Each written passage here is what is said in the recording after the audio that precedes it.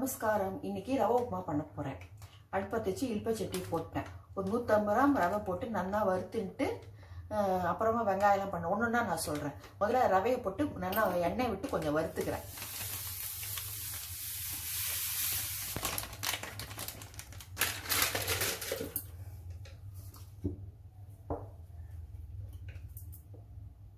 எண்ணெய் விட்டு கொஞ்சம் வறுத்துனோன்னா நல்லா இருக்கும்.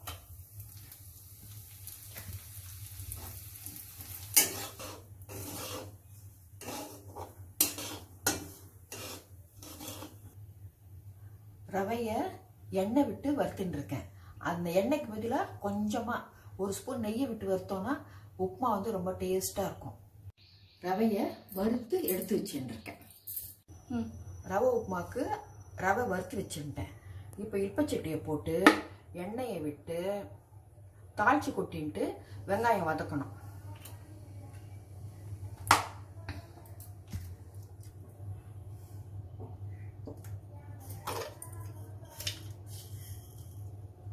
கடுகு, உளுத்தம்பருப்பு, ஒரே ஒரு வெத்த மிளகாய்,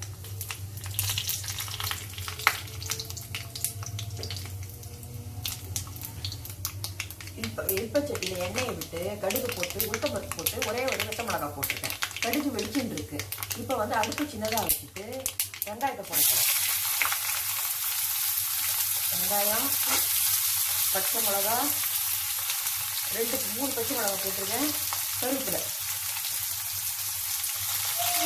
வெங்காயம் 3 வெங்காயம் போட்டிருக்கேன். இது வந்து நல்லா வதங்கணும். வதங்கினோடனே காமிக்கிறேன். வெங்காயம் 3 வெங்காயம் மீடியம் சைஸ் எடுத்து நல்லா பொடியாக நறுக்கின்றிருக்கேன்.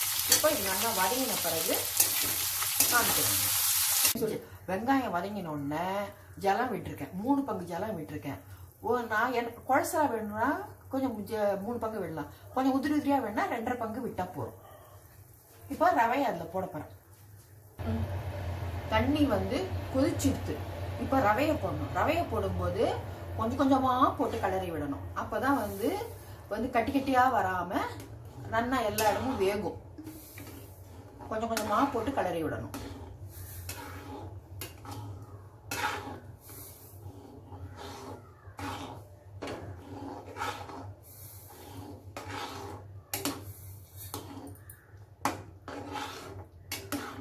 இப்போ வந்து ரவை வந்து வெந்த பிறகு உங்களுக்கு காமிக்கிறேன். இப்போ தண்ணியில் ரவை வெந்துட்டு இருக்கு. வெந்த பிறகு தண்ணி கொச்சோன்னா ரவை போடுறோம் இல்லையா, அப்போ அடுப்பை வந்து மீடியமாக வச்சுட்டு கிளறி விட்டுட்டே இருக்கணும். அடி பிடிக்காம. அது அப்படியே கொஞ்சம் கொஞ்சமாக வெந்து கெட்டி ஆகிடும். அப்புறம் கெட்டி ஆன உடனே அடுப்பை ஆஃப் பண்ணிட்டு இறக்கி உப்புமா ரெடி ஆகிடுது. இப்போ வந்து பாத்திரத்தில் எடுக்க போகிறேன். ரவை உப்புமா ரெடி.